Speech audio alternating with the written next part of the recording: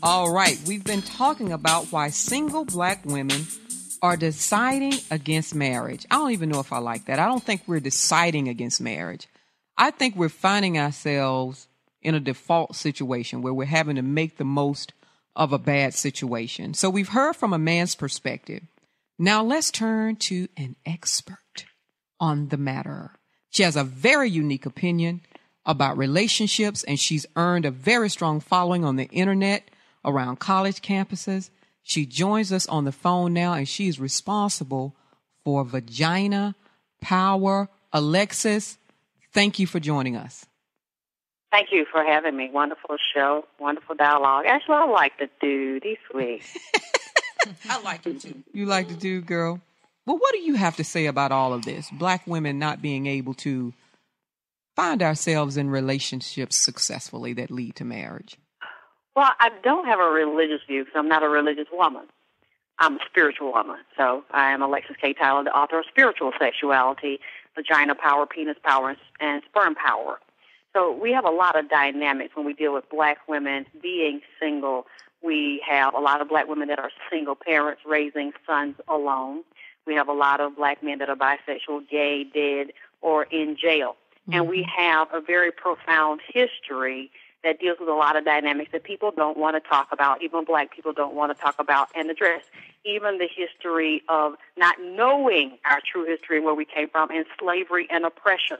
And when we look at the past where you see the dynamics and the psychology of slavery, where black women and black men were not allowed to be in the house together. And if they were in the house together, a lot of instances, the black man was poor. He was working for the slave master. He could not provide a life of luxury and wealth or even intimacy with his black woman or his wife or his companion. He could not even protect his children. They were also under the power of the slave master. They were property like a chair or a dog or a tree. Right. So, and then it went from, okay, he can't be in the house at all. And then we had the promiscuous element where the slave master taught the black man to be a whore and to be a book and a gigolo when it came to his relationship with black women. Okay. So there were certain breeds based on their height, their width, their penis size, and producing strong stock. Okay, you sleep with them. Once you sleep with those black women and impregnate them, no, you're not going to be a husband. You're not going to be a father figure, a role model. You're going to leave, and we're going to sell off all the offspring. So you might have a child here, there, and you have to find them, or you might be sleeping with your cousin or your auntie or your mama because they've been sold off and separated. You don't know. Girl, so I really believe a lot of this stuff travels through bloodlines and genetics. I deal with the spiritual, mental, emotional aspect of relationships. So we have a very warped psychology and a warped interaction. And many of us are like enemies. Black men and black women are like enemies to each other, along with the other issues that I just mentioned that we refuse to deal with. When I deal with spiritual sexuality, I'm dealing with the mental, emotional aspects first of a woman's mind and her vagina, because your vagina is connected to your brain. You don't have a period. You don't ovulate unless your brain says so, unless you're pituitary and hypothalamus. So you're dealing with the chemistry and the metaphysics of the brain. So many of us have a mind, body, and spirit that is severed, that is not integrated. So when you deal with studying biology, anatomy, and physiology, they will also tell you when you deal with an atom, you must deal with the energy of the subatomic particles that cause them to rotate. So your whole body is not first made of matter. It is made of energy bodies and grids. So we are functioning on the level of a law of attraction and spiritual psychology when it ties into relationships. And that's why many of us have the dysfunction, because we are not taught. Okay, not only about our history, but we don't identify with the fact that we are first scientifically energetic beings before we become physical sexual beings.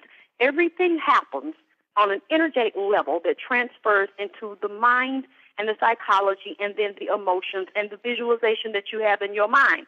So many of us are bombarded by the psychology of the media and by what people tell us that we cannot have or that we are not experiencing. And the media says that 70% of black women have no man and can't find no man. And the media says our black men don't want us. And many of our black men even say they don't want us. They want a white woman, they want a Latino, they go over to North America and screw. And they give her a ham sandwich and 3 or 4 bananas.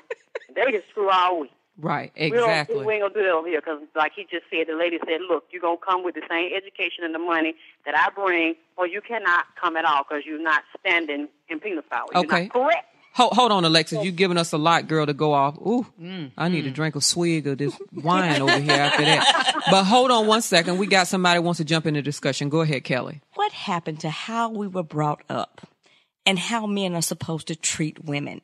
And why can't you treat me as the woman that I am doing for you, that I am, how I deserve to be treated? I think it's that simple. Like I just said, I talked about the whole psychology that travels through our genetics and our bloodline, because we have not even been taught our history and who we are on so many levels and what we are.